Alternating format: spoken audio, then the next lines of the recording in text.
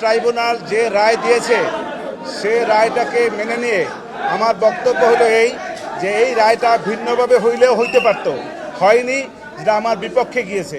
সেজন্য আমি ক্ষুব্ধ, আমি আমার ভিতরে কষ্ট লালন করতেছি, এর বাইরে আমার কিছু বক্তব্য না।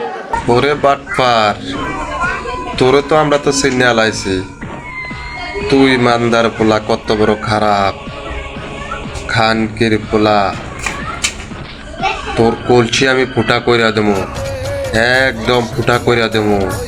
মান্দার পোলা আমার ঘরে শিখায়, ওর মনের ভিতরে কষ্ট। আরে চোদনার পোলা, তোর মনের ভিতরে কিসের কষ্ট?